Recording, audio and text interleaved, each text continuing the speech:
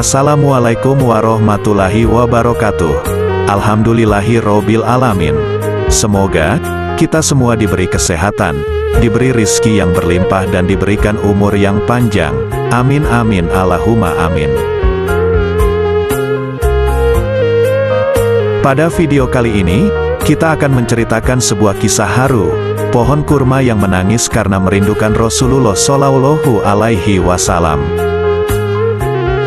Bagaimanakah kisahnya? Simak video ini sampai selesai.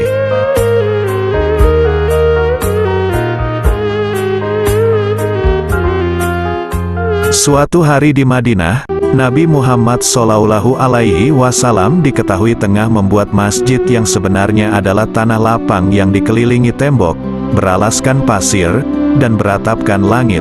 Di situ juga terdapat kebun kurma, dan setiap Nabi Shallallahu Alaihi Wasallam memberikan kajian atau khutbah kepada para sahabat, baginda Nabi selalu bersandar di pohon kurma di bagian sebelah kanan, yang sekarang kita kenal dengan mihrab Nabi.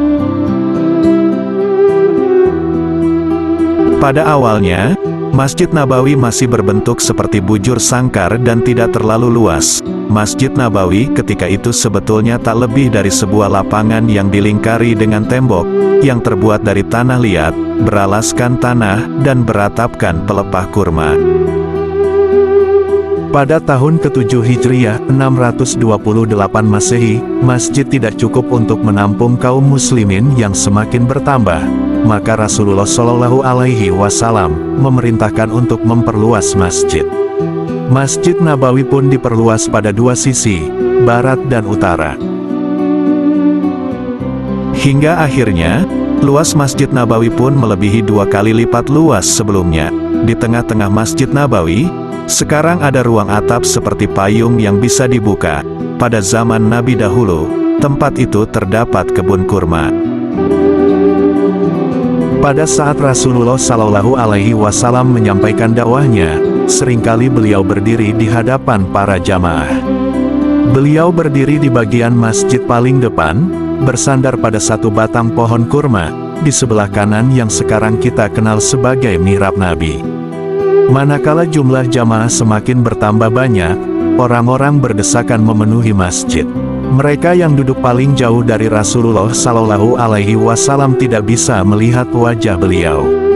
Para sahabat juga kasihan melihat Rasulullah Shallallahu Alaihi Wasallam yang kelelahan jika berdiri terlalu lama. Sebagian para sahabat, ada yang mengusulkan untuk membuat mimbar khusus bagi Rasulullah. Di atas mimbar itu, Nabi dapat sesekali duduk beristirahat atau menyampaikan khutbahnya sambil duduk.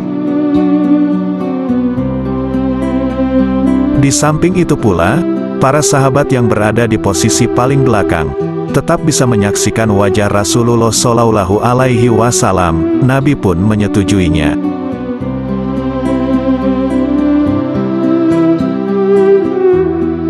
Pada hari Jumat, setelah mimbar dibuat, Rasulullah Shallallahu Alaihi Wasallam keluar dari pintu kamarnya.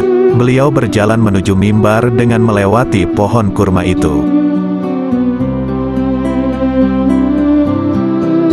Ketika Rasulullah menaiki mimbar untuk berkhutbah, tiba-tiba, para sahabat yang hadir di masjid itu mendengar bunyi rintihan memelas.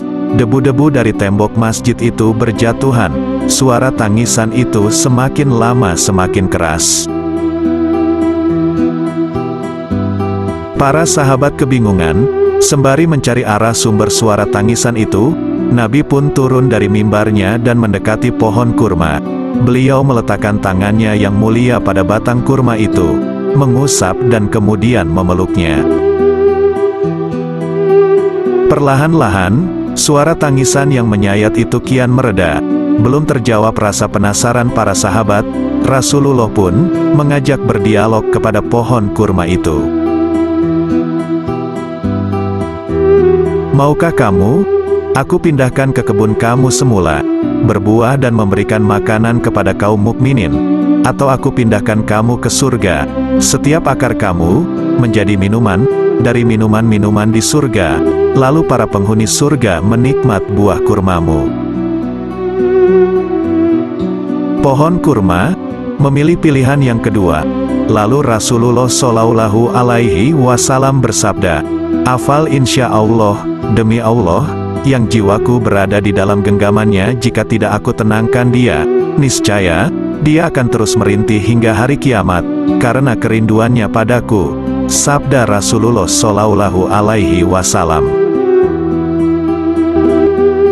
Begitu besar kecintaan sebatang pohon kurma itu kepada sosok baginda Rasulullah. Kita jadi teringat ungkapan indah yang disampaikan Imam Hasan Al-Basri ketika menyebutkan hadis rintihan pohon kurma ini. Beliau berkata, "Wahai kaum muslimin, batang kurma saja bisa merintih karena rindu bertemu Rasulullah Shallallahu Alaihi Wasallam. Kalian harusnya lebih berhak rindu pada beliau." Fath Al-Bari. Perlu diketahui, mencintai Nabi Muhammad merupakan kewajiban setiap muslim dan termasuk tanda kesempurnaan iman. Allah berfirman dalam Al-Quran yang artinya, "Barang siapa mentaati Rasul Muhammad, maka sesungguhnya dia telah menaati Allah." Surat An-Nisa ayat 80. Semoga video kali ini bisa menambah wawasan dan pengetahuan kita semua. Assalamualaikum warahmatullahi wabarakatuh.